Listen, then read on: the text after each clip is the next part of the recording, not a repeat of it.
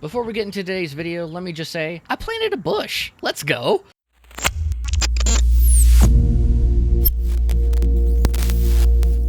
Hello and welcome to Modern Broadcast. In today's episode, we are going to be taking a look at the RG35XX Plus. Now, I did do the original model of this handheld on my channel in my budget series. This upgraded version, the 35XX Plus, is also on the budget series, as it's only around $60. We got that transparent white again, and there doesn't seem to be much on the outside of the box, so let's go ahead and bust it open. Alright, let's go ahead and pull the system aside here and check underneath. Alright, it looks like we have a 128GB micro SD card. We also have some wipes for applying a screen protector, and the instruction manual, which looks like it needs to be in FAT32 formatted, for all those of you that want to add your own ROMs. And then it looks like we have the actual screen protector here. There's a little box up here at the top, and this is probably going to be our Type-C charge cable. Alright, so we have our USB to Type-C charge cable. Looks like there's quite a bit of length with this one. I think the last one was kind of short, if I remember correctly. Let's go ahead and get this package back up and take a look at the handheld. Alright,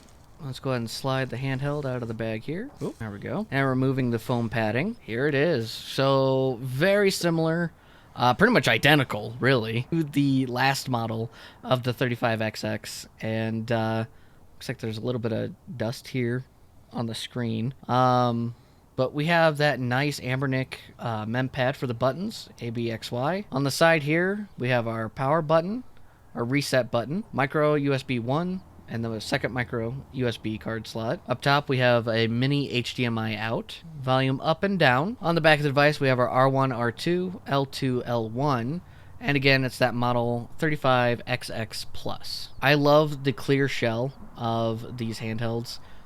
Just being able to see the insides of them, so nostalgic and awesome. Let's go ahead and get a spec difference of the RG35XX, just so that way we can compare with the old model and see the differences here. I'll have these up on the screen here on the right. For specifications, the RG35XX Plus has the same 3.5-inch IPS full viewing angle screen with a resolution of 640 by 480.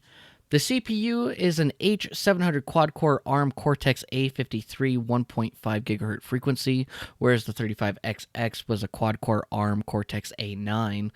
The GPU is a dual-core G31 MP2, where before it was a quad-core PowerVR SGX544MP GPU. We now have DDR4 RAM at 1 GB, where before it was DDR3 at 256 megabytes. We do have more support with 30-plus kind of emulators instead of 20.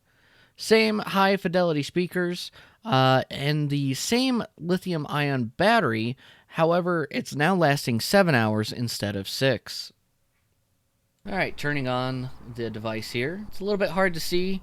I'll increase the brightness once we get it on here, but we see that Anbernic logo. Alright, let's go ahead and get the brightness up. Okay, so I turned the brightness all the way up to level 5, which is the highest. Let's go ahead and back out of this, and we can turn up the volume. It was at 0 by default here. I think it goes up to 10. Yeah, it goes up to 10. Okay, you know, that's surprisingly loud. Let's go ahead and test out Game Boy Advance. So the speaker is very loud, as you can hear. I'm holding it up next to the microphone, but I turned it down to volume 4, and that's how loud it is. And the microphone is completely pointing away from the device at this point. But we're going to be checking out some Sonic 3 here. We're going to be Sonic and have our good old partner Tails. This is Sonic Adventure 3, and if I remember correctly, the RG35XX kind of struggled a little bit with this device. There was some slowdown. We might have had frame skipping on. Now it appears to be playing at full speed. I don't notice any slowdown. Just a better kind of experience than beforehand. I don't notice any ghosting or anything like that. And let's go ahead and check out PSP. So I'm booting up Tekken 6 here. We're going to go ahead and create the save files that's needed.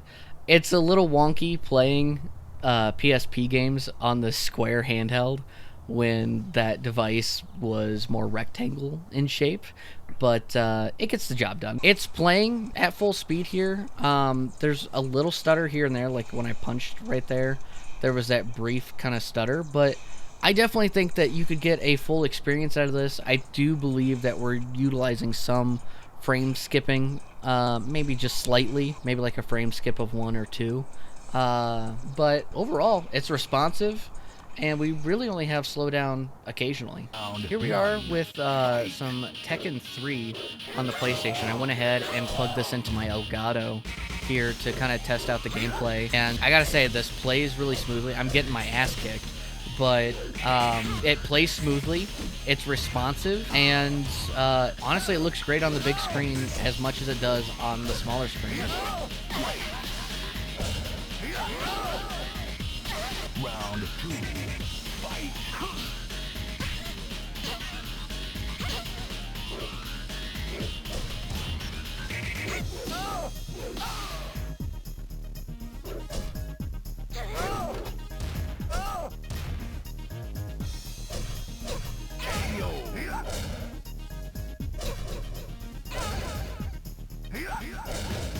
You win.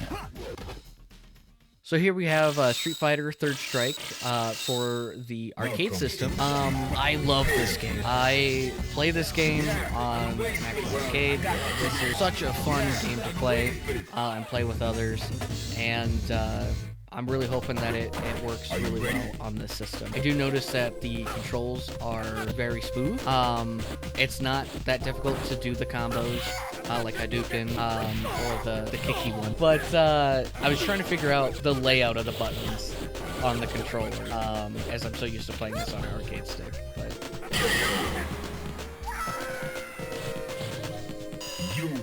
overall, I am very excited about the RG35XX Plus. I really enjoyed the original one, and this one here is just improved.